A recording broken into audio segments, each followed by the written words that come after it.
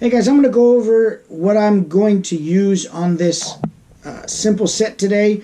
It's really quick, it's really simple. I'm going to share with you some of the items that I use to make this shot happen, and perhaps it's something that you want to pick up for yourself for your own toy photography.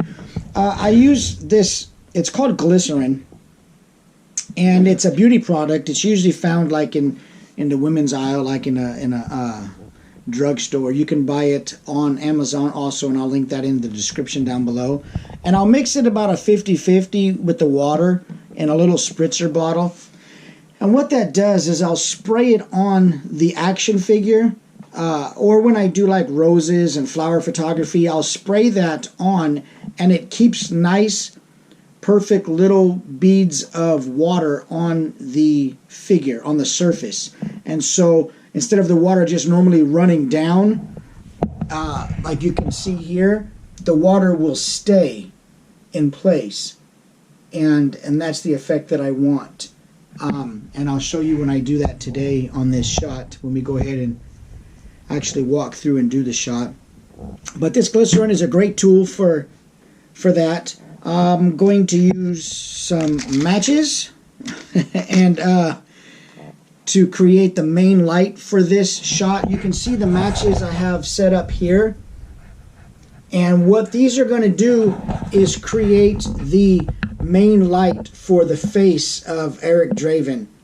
That is going to create the drama, and I can use some Christmas lights if I wanted, some tungsten colored Christmas lights, but I really like the way that the orange lights from the match flame flicker and reflect off the glycerin and the shiny surface of the figure itself.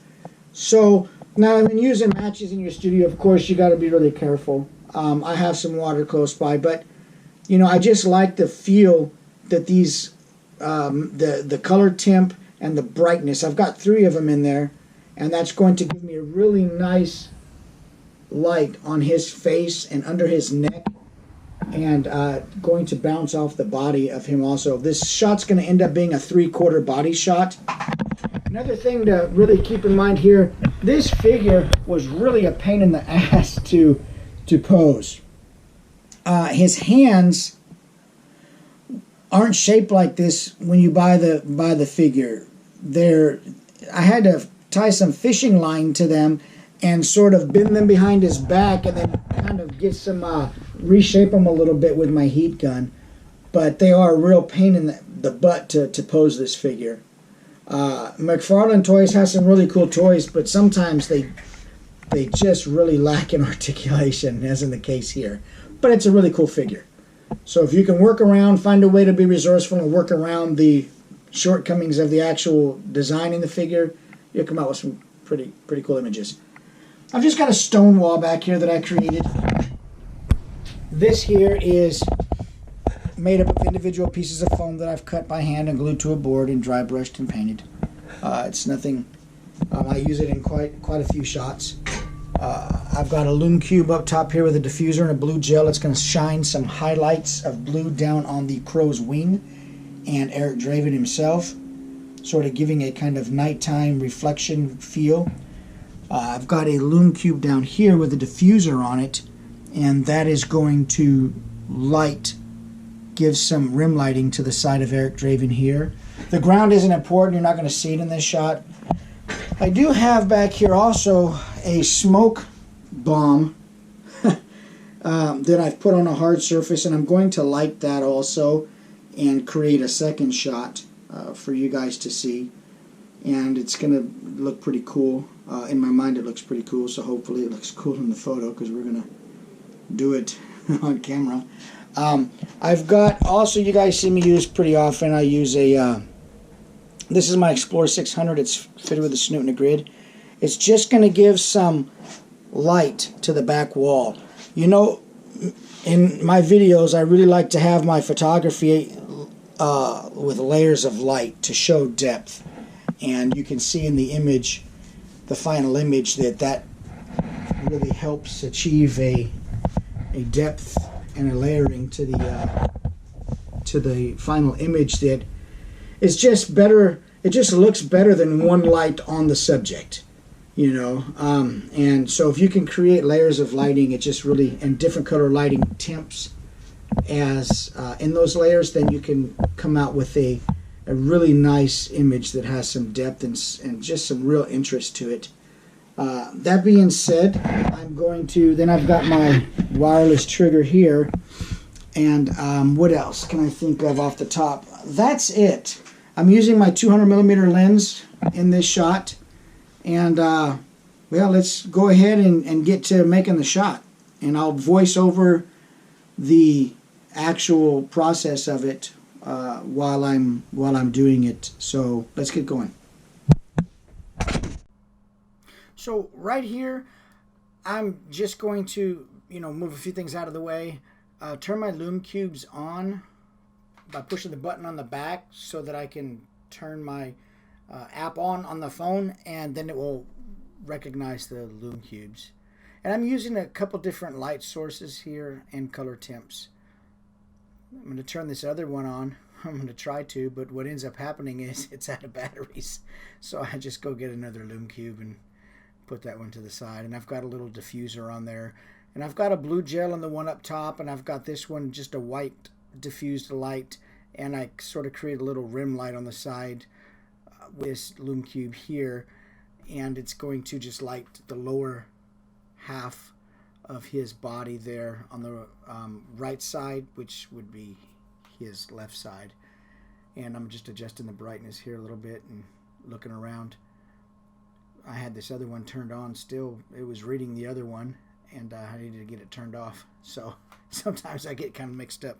But at any rate, we've got them set up, and I'm going to go ahead and turn them all on with the switch in the command center, which is the app on the phone. Now that I've got that on, I'm going to go ahead and turn my mono light on, my Explorer 600. And I'm just going to use that light for the back wall back there, just to give some light layers to the shot between the subject and the back wall. There, you know, be a couple different lights, sources, and color temps going on to give it some depth. I'm going to go over here to my camera, rotate it to portrait orientation, and just set up the composition. Get the right camera height and level, get the face in frame, lock it down, and I'm going to go ahead and focus on his face in live view. You'll see me in a second here. I'll turn it on. There we go. Turn it on live view, and then just kind of zoom into 10 times on his face and manually roll the focus into position to where it's the sharpest. But I need my glasses first. That's what happens when you get older. So once I'm good with the focus, I actually end up moving it a little bit further forward because I have an extension tube on here, and I was just in the range of the focus, so I needed to move the camera forward just a little bit. Now I'm going to go ahead and live view focus again, and it's sharp this time. And so we'll turn on my transmitter for the monolight. Now I'm turning on my Lume Cubes via the app on the phone, and just going to kind of make sure everything is ready to go. I'm just adjusting some lights with the sliders, making sure that I'm not too bright on one side or blowing out and getting overblown images on one side. So I'm just looking in the camera right now. I'm taking a couple test shots outside of the frame, and you can't see it, and it's just going to help me determine whether or not my light is too bright or not bright enough on that light. Now I'll turn on my blue light, and I'll do the same thing. I'll go ahead and take a couple test shots that you can't see me doing, but it's just going to make sure that my blue light is dialed in right, and it wasn't. It was a little hot, so I just toned it down a little bit by adjusting the slider on the phone. And now that I've got those two lights set at the intensity that I want, I'll do the same thing with my flash. But first, I'm going to go ahead and spray a little bit of that I have of the glycerin and water on the figure here, And be careful when you do this. You don't want a lot of overspray because it does create sort of a residue on the surface. So now that I've got that sprayed on there, I've got my matches set up in the front there, we're going to go ahead and light the matches and take a shot. Here we go. Using my remote trigger, I'm going to go ahead and fire off a couple shots. There we go. There's one.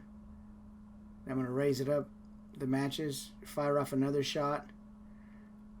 And I've done this, I've raised the matches up just to bring the lower light of the matches as they begin to burn down to, you know, add a little bit more light to his face. So anyway, I've got that, and I've got that first shot down. It's pretty simple. This isn't really hard. I mean, you just dial your lights in, and then you'll have a dark image on his face, but his sides and the back wall will be nice and lit, and then the matches will light his face. It's not really a hard shot to do.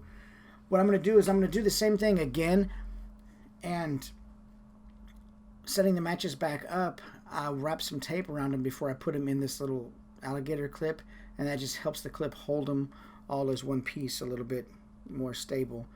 And I'm going to add a match to it, and that's going to give me a little more brightness, and that's going to light his face a little bit more. So here we go once again. We'll turn the Lume Cubes on. I'm going to light the matches, and then with my other hand I'm going to fire the shot. There we go. See, we're a lot brighter now. Now we'll fire the shot off. There we go. Do it again, and I'll raise the matches a little because I come down and lose light, and I want to get a little bit more light on his face and just take another shot. And as long as the matches are burning, I'm just going to take a couple shots. Now that the matches have gone out, we'll go ahead and turn the lights on, and I'm going to pick one of the shots out of the 3 or 4 that I just took that I like the most. And that's all there is to that shot. It's really an easy thing to do. You dial your lights in, and you know, you use your matches, or I guess you could use some Christmas lights, and you know, if you wanted to also, to get the same type of effect, some orange colored tungsten lights, and you know, use those underneath him to create a really nice light for his face. Since we're doing side lights here with the 2 Lume Cubes, his face goes dark, and so the matches just create a light source that adds fill light to his face, and it's just really a cool trick. So we're setting the same thing up again here. I've got my wireless trigger in my hand. I've got my matches. I test fire my flash real quick. You can see that go off in the back. Turn my studio light off. We're going to go ahead and get the shot. Okay, this time I'm going to light the matches in the front, the same as last time, but then I'm going to go ahead and also light the fuse in the back and incorporate all the sparks flying out of the smoke bomb into the background, and that's going to create some really cool effect. I'm not worried about the smoke coming out. I just want the sparks. And so we're going to go ahead and do that here, and it's really fast. I got to make sure everything works before I light the matches. Otherwise, I've got to set it all up again. It's really that simple, guys. Hopefully this helps. Be careful. Don't burn yourselves down. And like and subscribe to my channel. I appreciate you watching.